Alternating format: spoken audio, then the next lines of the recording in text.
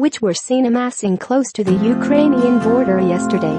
Triumph surface-to-air missile systems, part of an anti-aircraft military unit of the Russian Air Force and the Russian Southern Military District, entered combat duty near the Crimean town of Tsankoy, just 12 miles away from Ukraine on Thursday night.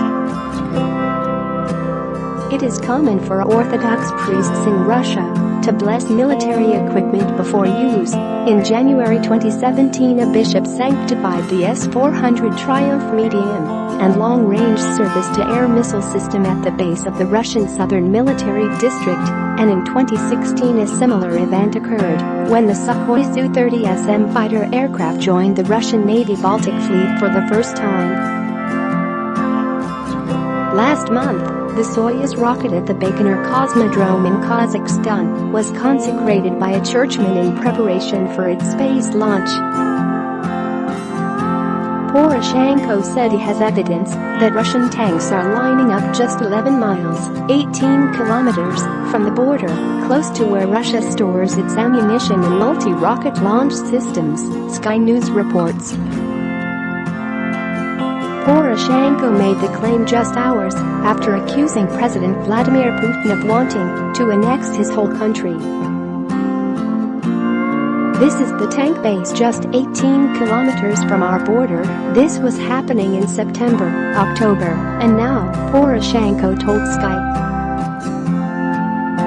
This is 18 kilometers from my border. This is the same warehouse where they have their ammunition, the same where they have multi-rocket launch systems. We should be prepared to protect my country.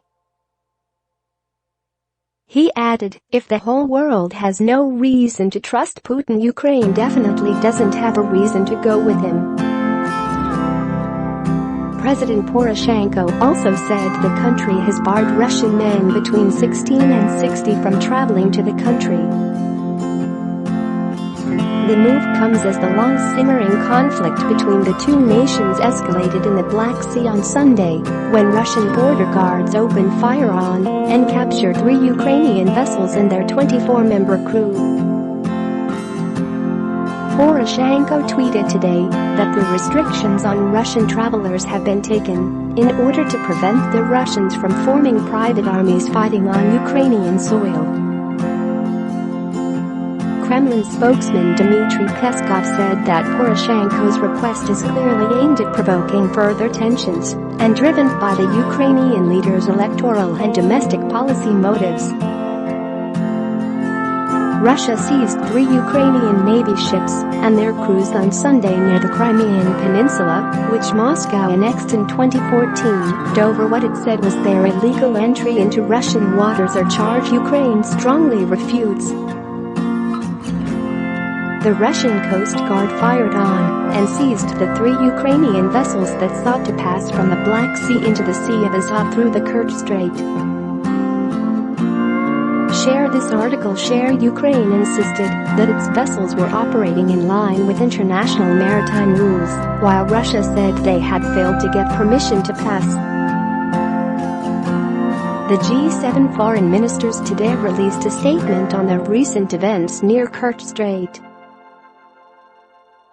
We, the G7 foreign ministers of Canada, France, Germany, Italy, Japan, the United Kingdom, the United States of America, and the High Representative of the European Union, express our utmost concern about Russia's actions against Ukraine in the Kerch Strait and surrounding waters, which have dangerously raised tensions, the statement said. There is no justification for Russia's use of military force against Ukrainian ships and naval personnel.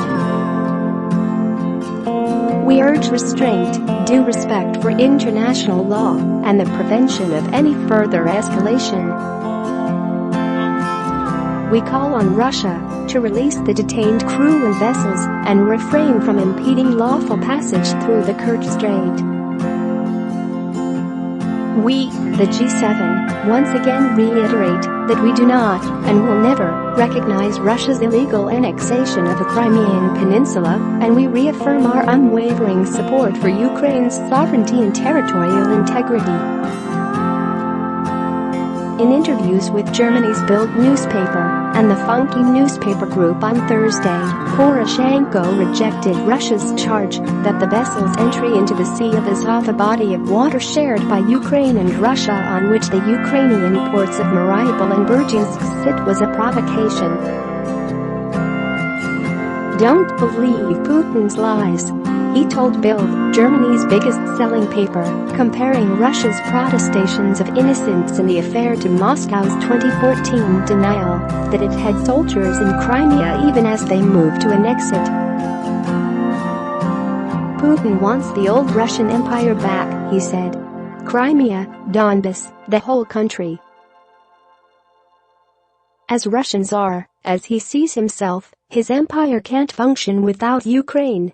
He sees us as his colony." He added that there needs to be increased pressure on Moscow, including stopping the construction of the Nord Stream 2 pipeline, which is being built under the Baltic Sea and would bypass Ukraine to deliver gas directly to Germany. Poroshenko said the government will impose unspecified restrictions on Russian citizens in response to the seizure of the 3 Ukrainian vessels and their crews.